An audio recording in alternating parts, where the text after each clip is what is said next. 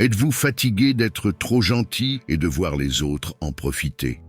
Il est temps de reprendre le contrôle grâce à la sagesse du stoïcisme.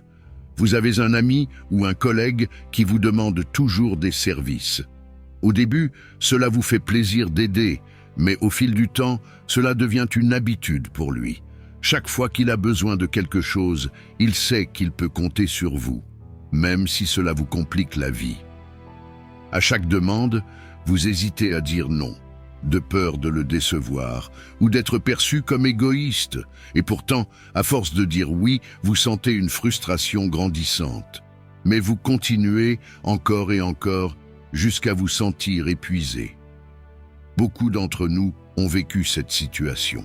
La gentillesse devient une sorte de piège dont il est difficile de sortir.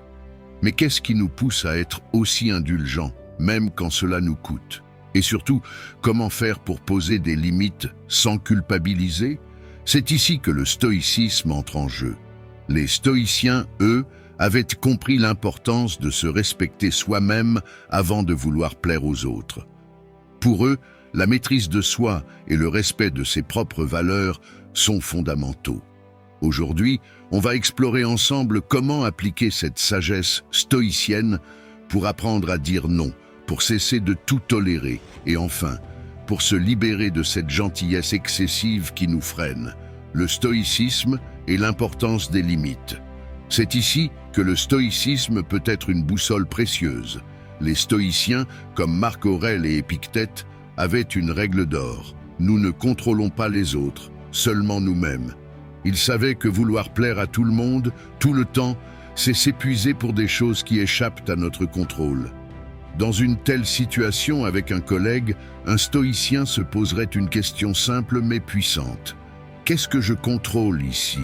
La réponse est claire, vous contrôlez votre réponse, votre capacité à poser des limites. Vous n'êtes pas responsable des attentes de ce collègue, seulement de vos propres actions. Conseil, pratique pour dire non avec sagesse. 1. Rappelez-vous de votre valeur et de vos limites. Avant d'accepter de rendre service, prenez un moment pour réfléchir. Demandez-vous, est-ce que cela respecte mes propres limites et mon bien-être? Dire non n'est pas un manque de gentillesse, c'est un acte de respect envers vous-même. 2. Apprenez à dire non avec assurance. Quand quelqu'un vous sollicite, entraînez-vous à dire non de façon calme mais ferme. Vous n'avez pas besoin de vous justifier longuement. Un simple « je suis désolé, mais je ne peux pas » est suffisant. La simplicité de votre réponse reflète votre force intérieure. 3. Pratiquez la déconnexion émotionnelle. Les stoïciens nous enseignent à ne pas laisser nos émotions gouverner nos décisions.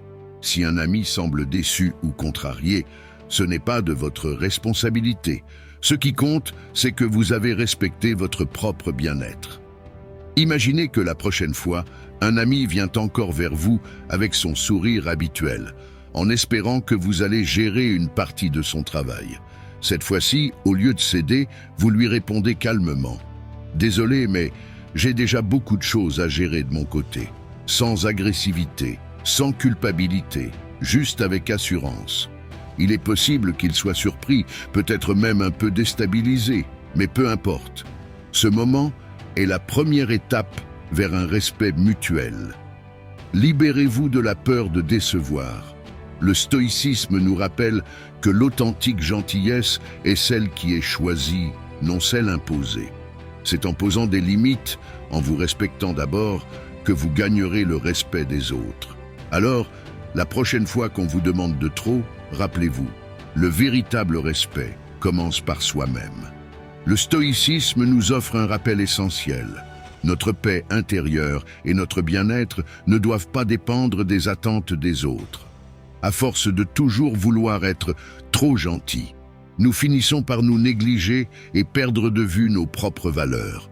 En appliquant les principes stoïciens, comme poser des limites et se concentrer sur ce que nous contrôlons, nous pouvons nous libérer de ce cycle de gentillesse excessive.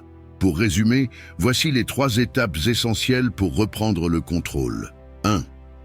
Affirmez votre valeur en respectant vos limites. 2. Apprenez à dire non simplement et calmement.